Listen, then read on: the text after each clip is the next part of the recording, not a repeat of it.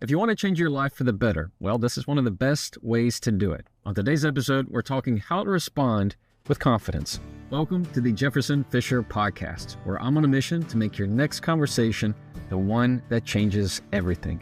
If you enjoy learning tools to improve your communication, I'm going to ask you to please follow this podcast, and if you would, leave a review.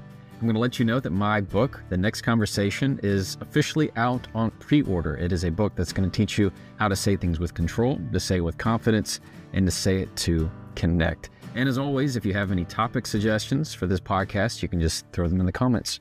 If you want to sound more confident, do this. Number one, eliminate the fluff. Eliminate the fluff. You know what I'm talking about. Fluff is that kind of, it's just this,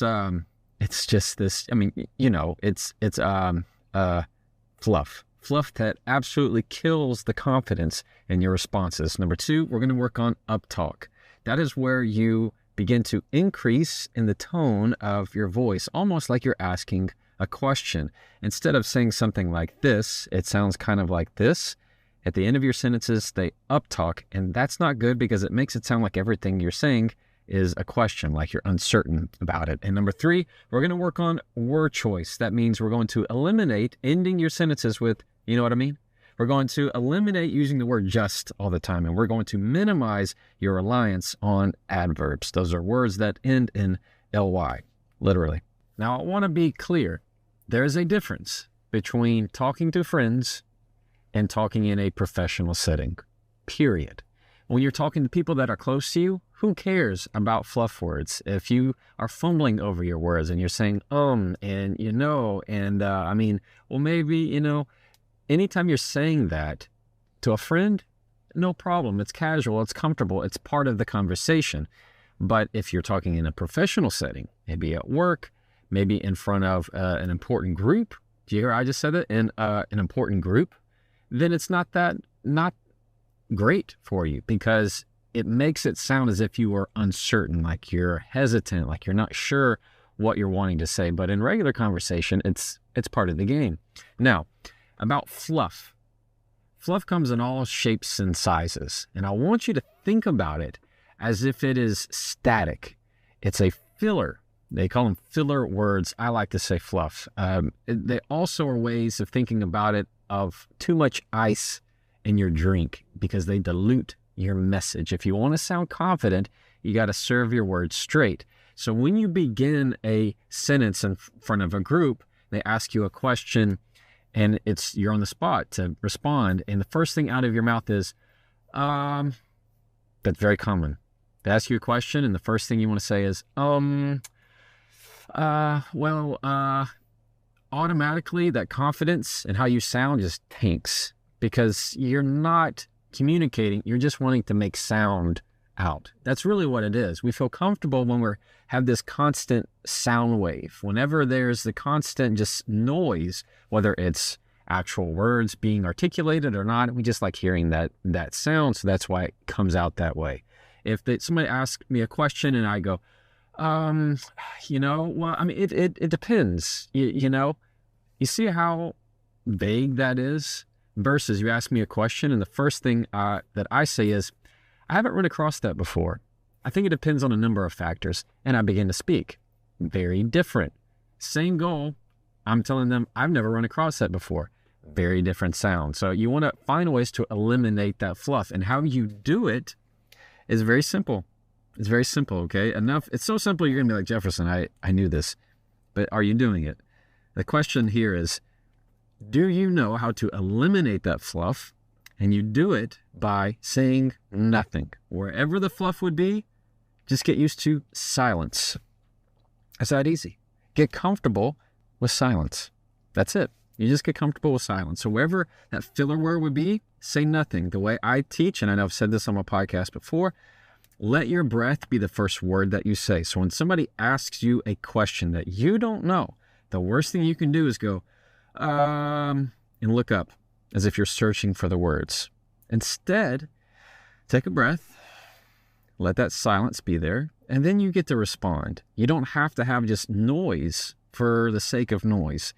give it a pause and fill that space with absolute nothing. Allow your breath to catch the attention, for them to hang on to your next words, for you to say, I haven't run across that before. But what I am confident about is we can look at X, Y, and Z. That's how you handle fluff. Now, uptalk is a little bit different, and I find that it is very dependent on gender most of the time. Or men don't really have this issue, but women do. It's an uptalk just because of the way you can tweak the end and sound of your voice. But it certainly happens to guys too. I don't want to say it's just a female thing or a male thing at all. It's not. But it sounds like this. And when you have that people who are in the office and they're talking to you and they go, yeah, I think I can do that. I mean, yeah, we can probably get it to you by Friday.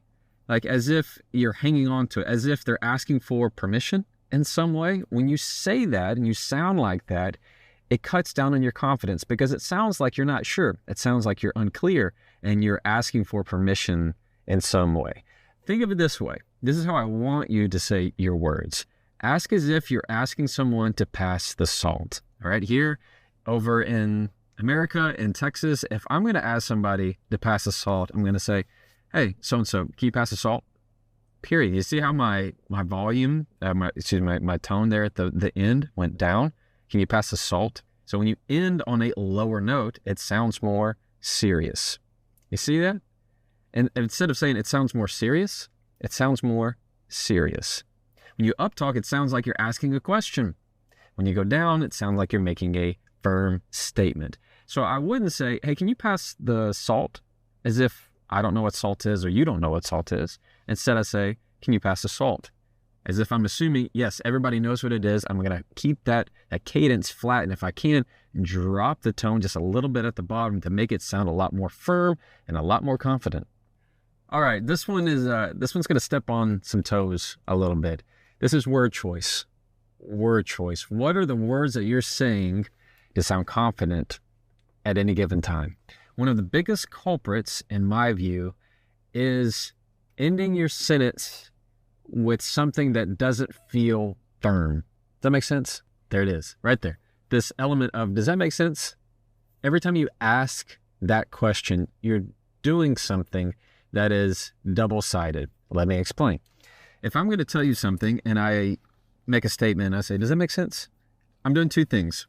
The reason I'm saying that, the reason you may be saying that, is because it's this internal fear or insecurity of maybe the words that I'm saying aren't actually making sense to someone. They're not clear. I'm not communicating well. On the other side, I'm assuming that what I am saying may or may not be making sense to them.